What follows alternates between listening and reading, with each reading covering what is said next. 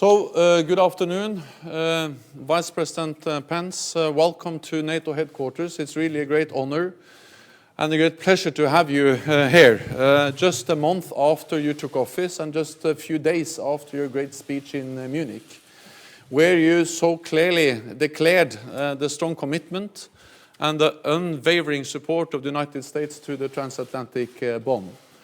And we welcome that because we see the strong commitment of the United States to the transatlantic bond, not only in words but also in deeds. These days, the United States is deploying new forces, additional forces to Europe, which is of great importance for the security of Europe and which demonstrates the strong transatlantic commitment of the United States.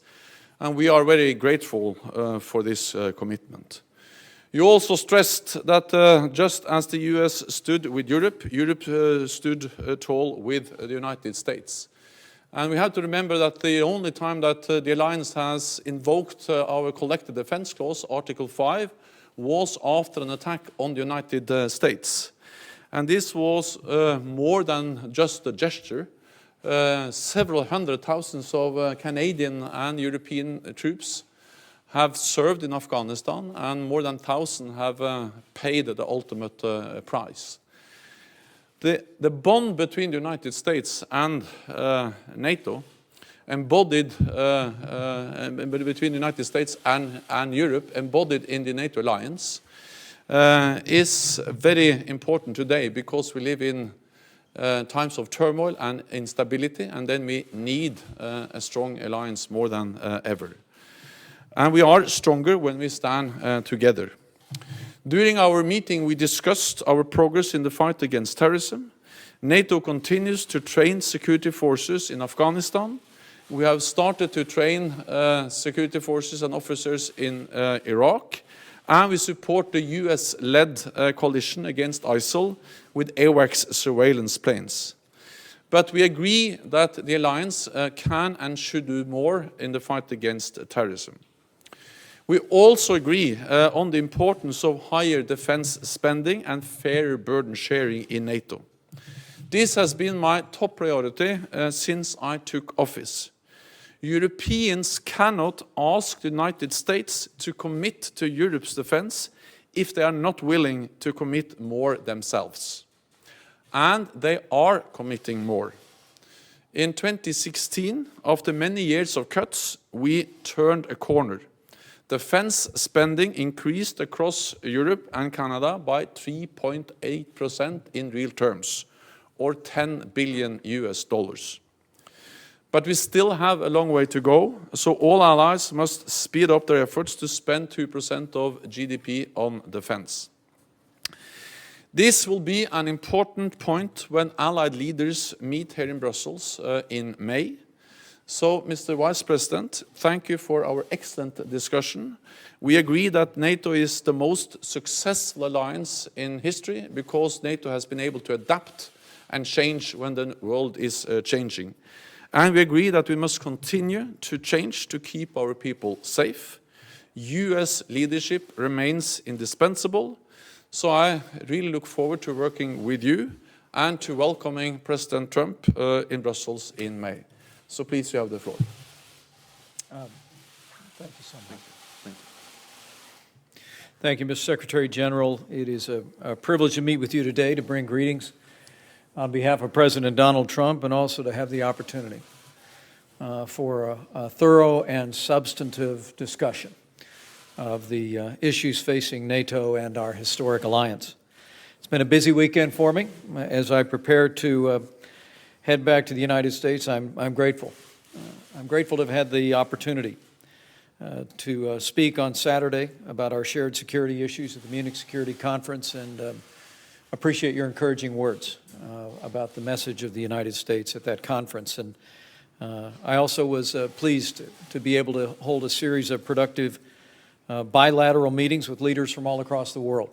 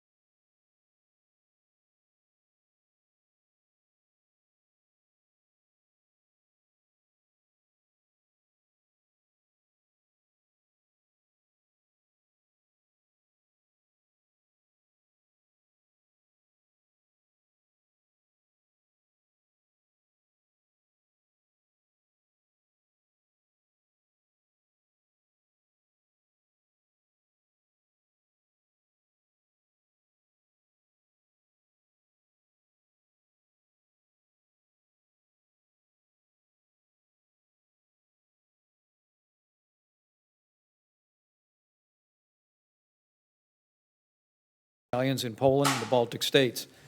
And as I assured the Secretary General in our meeting today, in the wake of Russian efforts to redraw international borders by force, the United States will continue its leadership role in the Enhanced Forward Presence Initiative and other critical joint actions. With regard to Ukraine, as I said before, our alliance will continue to hold Russia accountable and demand that they honor the Minsk agreements, beginning with de-escalating violence in eastern Ukraine. For the sake of peace and for the sake of innocent human lives, we urge both sides to abide by the ceasefire that began today. And we pray for peace in Ukraine. Be assured, the United States as well will continue to hold Russia accountable, even as we search for new common ground, which President Trump firmly believes can be found. As I said in Munich, though, NATO's continued leadership is also necessary in the fight against radical Islamic terrorism. This, another item that, as a candidate for office, President Trump first raised. As a candidate a year ago, he called on NATO to evolve by expanding counterterrorism operations, and we're encouraged to see, under your leadership, NATO is in the process of doing just that. It's hard to speak of these issues in the abstract as I stand here in Brussels. Just now, almost a year ago, that 3 horrific suicide bombings occurred, 33 innocent victims, including 4 Americans, hundreds more injured. I just want to assure the people of Brussels and all the people of Europe that your pain is our pain, your loss is our loss. And it's precisely why the President believes it's essential that NATO continue on this new path of evolving and expanding its mission to be more effective in counterterrorism. We will work tirelessly with our NATO allies to ensure security in our countries and yours. But adapting to these new and ever-shifting challenges must remain a central focus of our collaboration and cooperation. Our alliance needs to intensify efforts to cut off terrorist funding and increase cyber capabilities. We must be, as I said before, we must be as dominant in the digital world as we are in the physical world. And the United States is committed to continuing to work with our NATO allies to achieve that objective for the security of all the nations in our alliance. By building on tactics from the last century with these new century opportunities and challenges, NATO will be better prepared to confront and overcome the new adversaries of the 21st century. Under President Trump's leadership, the United States, I can assure you, is fully committed to NATO's noble mission. We are grateful for your leadership, Mr. Secretary General, and I know the President looks forward to working closely with you to advance our shared objectives. A stronger NATO means a safer world. The United States of America looks forward to continuing to work with our partners in NATO to achieve just that. So, Mr. Secretary, thank you very much for your hospitality and for your leadership. Thank you so much. We have time for a few questions. We'll start with the BBC. Damian Grammaticus over there. Yep. Vice President, you've given your assurances today here in Brussels to European leaders that the US is committed to working with Europe.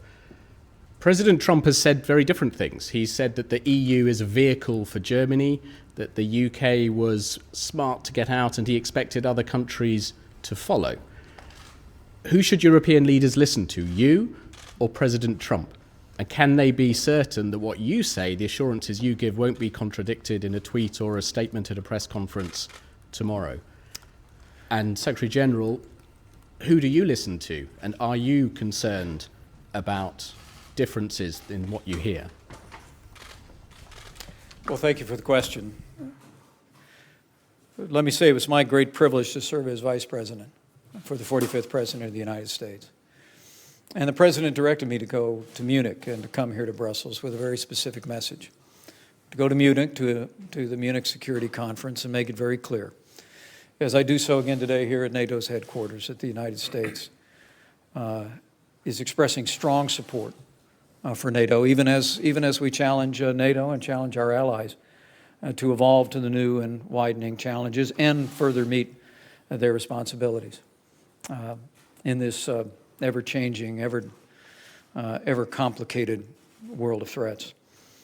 But with regard to the EU, the President also directed me to come here to Brussels and I had the great privilege of meeting with leaders of the European Union throughout the morning.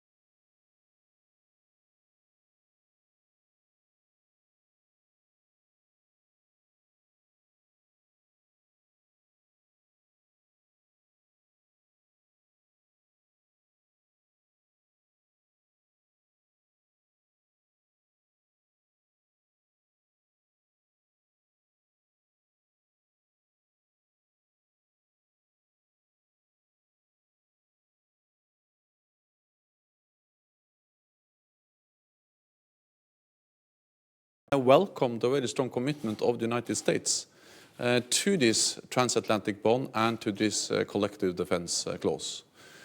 At the same time, I fully support what has been underlined by President Trump and by Vice President Pence today, the importance of burden sharing. And I think we have to remember that this is not only something that the US is asking for, it's actually something that 28 allies agreed. Leaders from 28 NATO allied countries sat around the same table in 2014 and agreed to stop the cuts, to gradually increase defense spending, and then to meet the 2% target within a decade. And the good news is that we are moving in the right direction. After many years of decline, after many years of defense cuts across Europe and Canada, we saw that in 2015 we stopped the cuts, the first year after we made the pledge. And then in 2016 we have a significant increase of 3.8% in real terms, or $10 billion. There is a long way to go, and much remains to be done, but at least we have turned the corner and we have started to move in the right direction. I am encouraged by that, and I expect all allies to make good on the promise they made in 2014 to increase defense spending and to make sure that we have a fairer burden sharing. Next question goes to Süddeutsche Zeitung, Daniel Brüssler. Yes, a question to the Vice President and the Secretary General. The German Foreign Minister has called the 2% goal too ambitious and said that more spending would not necessarily lead to more security. Are you disappointed by that? And what would be the consequence if a country like Germany would not hold up to the 2% goal? And a question to the Vice President, if I may. President Trump has repeatedly talked about his war with the press. Since NATO is an alliance of values, can you assure the allies that the freedom of press is not under threat in the United States? Thank you. All allies have committed to the defense investment pledge, meaning to stop the cuts and to start to increase. And that also includes Germany, and it has also been clearly expressed from Germany that they are committed to the defense investment pledge we made together in 2014. The good thing is that Germany has started to increase defense spending. In 2017 there will be a significant increase in German defense spending with around 8%. So of course Germany, as many other allies, have a long way to go. And some allies will meet the 2% target within a year or two. Romania declared last week that they will meet the 2% target this year. Lithuania and Latvia will soon be able to meet the 2% target also within a year or two. So we are really making progress. Germany has started to increase defense spending. And again, I expect all allies to keep the pledge they made together as leaders in 2014. Let me say again, the President and I and our administration are very grateful for the Secretary General's focus on burden sharing, and for our NATO allies, whether it be Germany or other countries, to meet the commitment that treaty allies made to one another. I think it's a demonstration of President Trump's leadership that before taking office he was speaking about. The fact that the United States provides more than 70% of the cost of NATO today, and we are committed to continue to do our part, but that the time has come for our NATO allies to step forward. And the Secretary General's strong message on this is in all of our collective interest. I will tell you that I had very productive discussions with Chancellor Merkel. We spoke about just this issue, and we look forward to a continued dialogue. Our hope is that we will have a date very soon where Chancellor Merkel will come to the White House. I expect the President will talk with her about it as well. But this is simply about all of us doing what we all said we would do to provide for our common defense. And in the ever-changing threat environment in which we live, that's more important now than ever. With regard to your second question, rest assured, both the President and I strongly support a free and independent press. But you can anticipate that the President and all of us will continue to call out the media when they play fast and loose with the facts. And the truth is that we have in President Trump someone who has a unique ability to speak directly to the American people. And when the media gets it wrong, I promise you, President Trump will take his case straight to the American people to set the record straight. Next question, Julian Barnes with the Wall Street Journal. Mr. Vice President, over here. You said the U.S. commitment to the EU was steadfast and enduring. Is the administration opposed to further disintegration of the EU, further countries exiting? And on NATO, what is the or else? If there isn't more defense spending this year, would you recommend cutting the European Reassurance Initiative? Would you cut back on exercises? What's the or else? Well, I think your second question is a very fair one. What is the or else? I think when Secretary Mattis was here, he spoke very plainly here at NATO's headquarters about the frustration of the American people, that as our country continues to make investments in Europe's security, we see European countries falling behind. The President really put this issue front and center before the American people in his campaign for president, and frankly, it struck a very resonant chord. And so I don't know what the answer is to or else, but I know that the patience of the American people will not endure forever. That the commitment that we have made to one another, that the American people are keeping with the people of Europe in NATO, is a commitment that the President of the United States and the American people expect our allies in Europe to keep as well. But failing that, questions about the future we'll just leave in the future as hypotheticals. But I have to tell you, with the Secretary General's strong leadership, having made the issue of burden sharing his top priority, having a partnership with so many countries across NATO who, in my meetings over this weekend, have expressed a desire to step forward and keep their word. I'm very encouraged about the progress. But what you see happening here is, in a very real sense, the result of American leadership. In President Trump, we have a president who is stepping forward. He's expressing American leadership not just on the issue of funding, but also on his call last year that NATO should evolve to widen its tactics to include counterterrorism as a major focus. And NATO has begun to do that. The United States looks forward to supporting that. With regard to the European Union, my message very simply was that the United States is committed to continuing our partnership with the European Union. And I wanted to make that very clear. We understand the relationship between our economies. We understand the deep heritage of member states in the European Union with people in the United States of America, and looking for ways that we could reassure this weekend leaders of the European Union of our commitment to ongoing cooperation and maintaining that partnership in the years ahead is hopefully a resonant message that came through, and it was my great privilege to be here to deliver it. Let me just add that the focus of the alliance is on how can we make sure that we succeed in delivering on what we agreed about fair burden sharing and increased defense spending. And therefore, I will not speculate so much about or else, what will happen if we don't succeed. But we heard a very firm and clear message from the United States. We have heard it from the President, we heard it from the Vice President, and from Secretary Mattis at the Defense Ministerial meeting. So I think that just underlines the importance of making sure that we move, that we succeed in increasing defense spending across Europe and Canada. And the good thing is that we have started. 3.8% real increase in 2016 is a significant step, but is only one step in the right direction. We need much more.